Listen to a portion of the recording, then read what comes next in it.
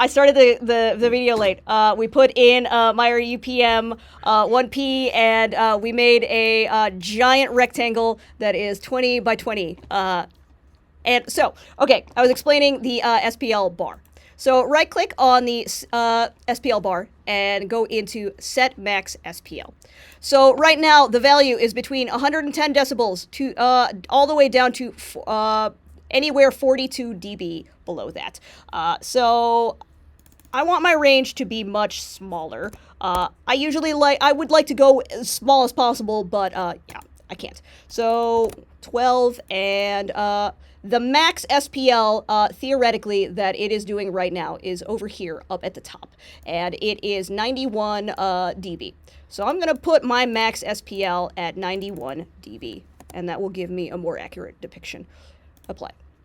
So that looks more like what we've been used to looking at. I can make it more granular so that I can see the differences better, because the smoothing isn't always super helpful. It looks nice, but sometimes it's easier to interpret the data if it's ugly and it's like, oh yeah, here is hot, here is less, and blue is you barely hear it. Okay, so why is there this big void right here? Because this is intentional. It's supposed to be where Meyer stopped measuring. So I'm going to put a circle there. What I actually discovered something. So I'm going to put it exactly where the speaker is. I'm going to make it 1 meter by 1 meter. Oh, why did that not do it? Oh, because I didn't go 0, 0, 0. 0, 0, 0. So theoretically, it's supposed to represent 1 meter around the box, but it looks to be doing more than that. So it is representing not enough. Maybe it's the difference between diameter and radius that I always get confused about. But yes, so they didn't really start measuring, and it's just going to be loud, is what they're saying. But they started measuring around here. So the box being in the ground. The box it's not really the ground. It's the endless void of space, and this is just a plane of measurements. Okay. So yes, you can consider this. This is exactly on axis. So right here. So I'm going to insert a microphone, and here is where we can get some reference measures. Yeah, insert. Where did that go? Where did my microphone go? Uh-oh, I lost it. Okay, object settings. Oh, it's right there. I'm going to put it exactly where the speaker is, and then I'm going to drag from there. I'm going to put it 1 away from the speaker, and then find it. Ah, there we go. 1 meter away from the speaker is like right there, theoretically. Maybe it is the difference between radius and diameter that I get confused about. So right here, if I started measuring, that would be in measurement view. And you have to select the microphone first. So here is the data of where things drop off, what the frequency response is from our theoretical microphone. So you can see in the headroom tab that linear peak SPL at that point is 112 dB. And then everything else is kind of like averaged out to 91. So if we went to the Meyer UPM cut sheet, I bet it would say something like that. Let me find a Meyer UPA cut sheet. Cut sheets, UPM, right there. Okay, so linear peak SPL should be, yeah, that's actually right on the money. 113 for pink noise, probably measured around 1 meter, and it says just about 110. I'm a little bit off with my microphone, but okay. So the frequency response, or the dispersion, rather, of Meyer UPM is a 100-degree coverage. Let's see if we are demonstrating that. I'm going to make a new CAD drawing. Okay, so at 0, 0, I'm going to basically just draw 100 degrees. I'm going to turn off my grid because I hate the grid. Okay, so rotate 50, mirror 50. So, and I'm going to save it as a DXF. DXF, yeah. And I already did that, apparently. I'll do it again. 100-degree pattern. So I did this earlier. Okay. You can insert AutoCAD drawings as long as you convert them to DXF, which is a pretty simple one. Import drawing limits. I think I was drawing in inches. Anyway, great. Can I see it? No. Why can't I see it? Oh, because it's probably white. Can I make this a different color? Hold on. I can remember how to make this a different color. Layer management. Maybe it's because I'm drawing in white. Oh no. Oh no. It's probably because your lines in AutoCAD was black. Yeah, my line in AutoCAD was black. And where the hell is it? This is going really great, guys. Anyway, it might also be because I'm in, let me see. Let me change to feet. Apply. No, wait, let me change to inches. Apply. And then let's try again. Or is it just too small? No. I think the XY value was minus 300. Yeah, hold on. DXF. Let's try the other one. Yo. Yes. Yes. Great. Is it because I'm in white? Hold on. This was going so well before. Great. Oh, there it is. It's because, yes, it was drawn in white. So, okay. So, predict. Let's go back. Bring that back. Predict. Okay. So, theoretically, Meyer has suggested that it is a 100-degree box. Let's add in another microphone. Insert microphone. Put it in there. And I'm going to move it right outside of... This is the good shit over here. And this is where it drops off.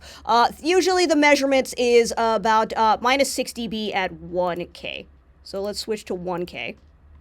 And let's go into our measurement view and add the microphone number 2. This is the bad part. So frequency response. So are we dropping about 6 dB at 1K? Yeah, looks like it. So blue is on axis. That's the good.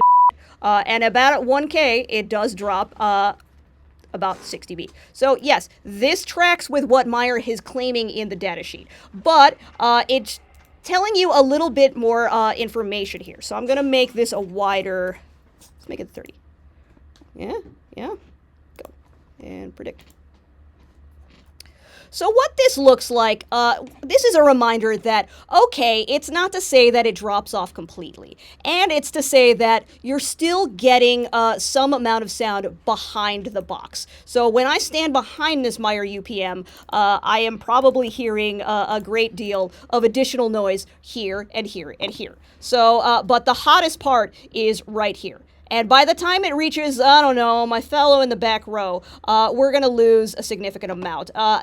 I don't know where the back row is because this is the endless void of space, and I think I drew this a giant plane. So back row in an average theater, maybe it's around here. I don't know. This is a single UPM, and I just wanted to demonstrate some of the tools.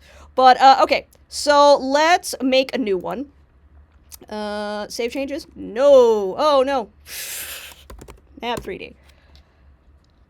So let's do it for the watts. Create empty project. Okay. Question. Yes. So you you used the UPM last time. What if I need to upload the MM4? The what?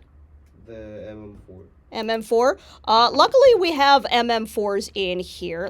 I'll show you that in a second. So I'm going to import a drawing of the watts. This is from CAD.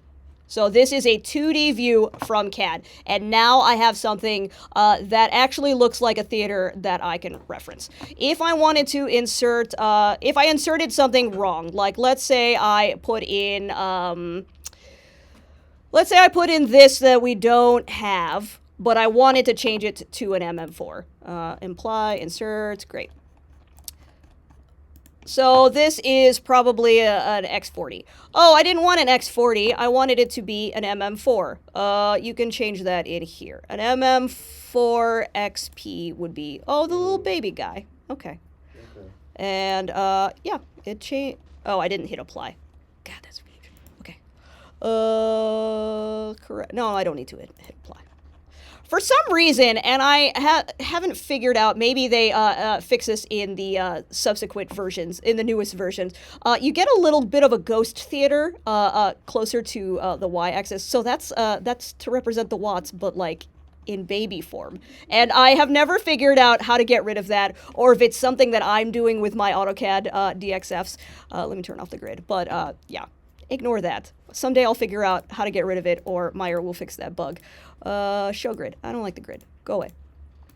So I actually want this to be a UPJ. Meyer UPJ, because that's what we have in the watts. I want the 80 by 50, 80 degrees horizontal and 50 degrees vertical. I am putting it over here. So right now it is pointing the wrong direction. I'm going to click on this. I'm going to go to Express Settings, and I'm going to rotate it on the Z-axis. 90, maybe? Nope. Negative 90. Yeah, that's right. That seems right. So now it is at least pointing towards the center section. But it is not going anywhere meaningful because it is going through the floor, as Ryan said. So I would have to find a correct height value for this speaker. Okay, so let's go into our watts. I need to go into section view. I'm going to rotate here. How do we find... Oh, hey, I had one drawn. Look at me. New layer. 0 measurement. And I'm going to make another layer called 0 z-axis. See, the thing about the z-axis is it can be anywhere you choose. I am going to make the z-axis correspond. You can make it in the trap room. You can make it in the grid. You can make it at the lowest point of the audience. Usually, I would say z-axis should start on the stage floor. But I am going to make z-axis just to be different. Where this guy is. It'll actually make my drawing a little bit faster. So this is where 0, 0 for Z is. I'm gonna lock that, and I'm going to measure from the front. If my UPJ is over here, I'm gonna be in the right layer. I want to measure from the front center of the cabinet. So right now it is 23.8 inches, but so Meyer wants to work in, or MAPP wants to work in decimal inches instead of feet, or decimal feet, but I like to work in inches. So I'm going to change from architectural. That was the command DDIM. I'm going to change to decimal so that I get a measurement I can actually use. So 284.4 is my height value. So I'm going to go into, and I'm going to click on my loudspeaker, and I am going to raise it. What was that? 284.4. Okay. And I'm going to put us back into white mode. Oh, if I put us into white mode, you might not see all of these white things. So I should stay in black mode. Sorry for... or can I change these? No, I cannot. Okay. So now, this speaker is theoretically at correct-ish watts height. If I wanted to point it down towards my audience, you basically rotate it on the, I always forget which one, I think it's Y, so 50. Yeah, great. So something like that. That is way too steep of an angle, and I am going to right-click and go Show Center Lines. So right now I'm actually pointing at the front row. And I don't have any audience listening planes to be able to tell where exactly this is. This isn't 2D, so it's not exactly accurate. I'm going to go 35. We're going to stay there for a second. But we do need to draw center section. So, top view. I'm going to make a new layer, and I'm going to call it center audience. Okay. So from here, you can either be very specific about the points that you've gathered in AutoCAD, and I have gone into the model where I like to just kind of trace a general sketch. I'm going to turn off the audience balcony layer because that is going to confuse the heck out of me. I'm also going to turn off the grid, which plan catwalk, boop. Yeah, that's easier to see. So I'm just going to make my center audience plane. which is here and here and here. So I just drew 4 points. If I wanted to close this off, I would not go like that because it's just going to keep adding points until you right-click and say Close Geometry. So that is one shape. I'm going to make another shape right next to it. And right about there, Close Geometry. I'm going to make another shape. 1, 2, 3, 4. I actually don't like where that ended up, so I'm going to click here and nope. That point. Just gonna kind of X. So 60? Yeah, that's closer. Yeah, okay. This is just for example, so I would make it more prettier than that. So if the front part is my 0 z-axis, but the back part has a height value, the back row. So let's go back into CAD and find out. So if the front is at 0, what is this value? ELI. From the z-axis, 64 inches up. So from here, I would want probably 0.3 to be 64. All right, 64. Let's see if I did that right. Yeah, I did that right. Great. So let's do that also for this guy. I said 64 and 64. Yeah. And then this guy. 60. Did I draw this in the right order? I sure did. Wow. Okay, so now these are all, this is the center section. I'm going to go into inventory. I'm going to name this House Center 1, House Center 2, House Center 3. Predict, predict, predict. Now I can see what, well, I can aim this a little better, because now that I see that this has a 3D height value, I can see that I'm probably pointing directly in the middle. So let's change our angle. 38. Nope. 32. 28. Trying to hit the back row. Okay, so 27. See, I'm just kind of guessing right now. Hey, 25 degrees. Okay, so if I point 25 degrees from where I put that. Oh, and you know what? It's in the wrong space because it is actually, it should be here. I was like, why is that so much different from, because I didn't do the Y value. So if I moved this, let me actually get rid of some of that. Let's rotate and go back to, no, oops. I'll do that again in a minute. So you can just click on this and it will give you a little bubble, this like ugly yellow bubble thing that you can drag in. If you left a little drawing reference from your CAD, it'll give you a kind of placeholder. I would be about here. And I don't remember what the height was. I accidentally deleted the height. 284.4. So I'm going to restore my Z value to 284.4. That's going to raise it high. I'm going to tilt it, let's go 37, and let's see where that ended up. Okay, that actually is about what I want. So I'm going to hit predict. And I never changed my, my SPL value. So max is 84. Will be the hottest it hits a listening plane. I want it at a range of 12. Oops. Oh, well, there you go. Still want to make it a more granular color. No, maybe prettier. 6 dB per color. Okay, so yes, this actually kind of tracks to what I have experienced in the watts. Yeah, it drops about 12 dB depending on how bad you are off to the sides. However, it might be filled in a little bit by these speakers here, but this is just to represent where the center UPJ is doing. You would do that for the rest. So, if I was to add a subwoofer, which is under the floor, which would probably be a different Z value. The subwoofer, I can't remember. I want to say it corresponds. Do I have the subs drawn in this? That would be nice for me. Oh, no, I don't. How I can ensure the already 3D, like if we have a 3D AutoCAD for the watts?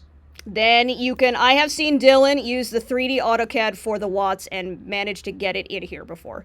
I think Jinx was also experimenting with the 3D model. Can I like put that If in you there? want to experiment with that, I'm teaching you how to do it in 2D because not every theater is going to have a 3D model. I understand. I just have how I can import the W. How do you do it? Yeah. Well, I don't know if Darby does DXF do 3D or is it just 2D? I have never heard of a DXF. Okay, well, let's find out. DXF 3D, because you can import a SketchUp model. Because I have a what's 3D, but Does on a DW. DXF do 3D. About DXF file format for 3D printing. Export. Actually, I cannot. DXF files can represent 3D wireframes, but they are predominantly used for 2D applications. While 3D DXF files exist, they are not commonly used. Okay. If you could find yourself a 3D DXF of the watts, I encourage you to go for I it. found GWG, but Yeah. You have to go to Explore at the DXF. Yeah. What Dylan was experimenting, I think he found a SketchUp model, honestly. Depends if your scenic designer did a SketchUp model of the whole theater, which they don't. A lot of times when scenic designers are doing SketchUp models, they're focused basically on what's happening on the stage, which they're scenic design, and what it looks like from the far corners of the house. So the house part doesn't always get to be a super accurate drawing. So, okay. I was in CAD, and I believe that the sub is on this row. Okay, so the sub is this height value, if I remember. I might be making this up. 45.8. So I'm going to insert a subwoofer, individual loudspeaker, USW. We don't have the USW 1P, so I've just been using, when I'm talking about this subwoofer, the USB. Yeah, this isn't the exact one, but it's close enough. It's a USW model, but it is not the exact flavor that we have. I'm going to call this sub. Apply. And insert. And, okay, so this guy has ended up here. I'm going to grab it by the bubble. And I'm gonna put it here. And it's pointing at the wall. I don't want it to point at the wall. I want it to point, I don't remember how these are rotated. I think they're just pointing straight out. So, express settings, 90 degrees. Is that right? No. 180. That's not right. Yeah, there we go. That'll be even. So, let's pretend the sub is doing that. If I wanted to see what the subwoofer is doing, I can just basically click here. If I wanted to see what both of them are doing, I'm going to have to command click all of that. But you can also hide... Oh, I put these all in the same layer. I should have put these on speaker layers if I was doing best practice and easiest practice. So sub and mains. So I'm going to move this one in object settings to a more better layer. Where the hell? Oh, center audience to sub. Great. And I'm going to move my UPJ here in object settings. I'm going to move it to mains. So luckily, anytime you feel like you've made a mistake, you can always just change the settings in object settings. It's not a huge deal to fix. I make these mistakes all the time. So this had a height value of 48.5. I want that in express settings. I have a subcollector. Okay, 48.5. So it looks like it's floating, but this is just based off of the where it is in 3D space versus our 2D reference plane. So let's see what the sub looks like by hitting predict. That's the UPJ. Okay, let me turn off my mains layer. Do you want to hide the active layer? Sure do. Try again. So I'm not seeing anything. Here's why. Because I am looking at 4 kilohertz. So I want to select my sub. It is not doing anything at 4 kilohertz, but it might do something at 125. That makes more sense. So what about 63? So you're actually not getting a lot of action in the center if the subs are doing this, what they're doing. Okay, 63 hertz. It's getting, let's see, 88. Let me change my range. Set max SPL. 88. Apply. So it's getting 88 over here. It's probably getting more over here at these humans, where the listening plane is not drawn. And then hopefully it meets up with the other sub on the opposite side. I am going to add a sub to the opposite side. I've seen Brian use this, and it was pretty slick. Mirror along the y-axis, all right? Did that do it? No. Individual loudspeaker. Oh, no, wrong axis, delete. Mirror along the x-axis? Yo! Okay. Sub left, sub right. So let's see what both of these are doing and if they are interacting because they are pointed straight at each other. Since they are pointed straight at each other, and this is something I see with subs a lot, is that there is some phase cancellation like over in this pocket. So it might sound weird over here where they meet, but in reality, are these things really pointing directly at? I think they're actually rotated out a little bit. Again, you'd have to go into the watts and see what they're actually doing, or you can make them do what you want. I can rotate this, rotate it. I said rotate it. I think it would be on the Y? No. It would be negative 175. Nope, wrong way. Negative 190. I mean, you can point it a little bit differently. And again, this is to help you make these choices. It might look a little bit different if you rotated it a certain way. It will help you space out the distance between two things. And yeah, it's a planning tool. That way you don't have to be in the space around with giant loudspeakers or rehanging them and hanging them when you predict these things on paper, it may take some time in front of a computer, but that's way better than taking time in real life moving heavy things. All right, I think you guys should just play around with this, get it installed. I think we can, because technically your homework was to just do the Watts house system in MAPP, but I don't know, do you guys want to give that a whirl? Yeah? Okay, maybe your homework is to do the Watts house system map. I actually have a video of, that was the homework for, let's see, Sarah Talks Sound YouTube. I was looking at my YouTube channel, y'all. Okay. So that was the homework for the sound design class last year. All that just did.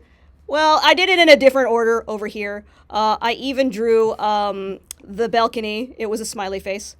So here, this is a kind of a follow along of doing all this in the Watts, which yeah, I think this is a. I think their homework was that exact. Let's see.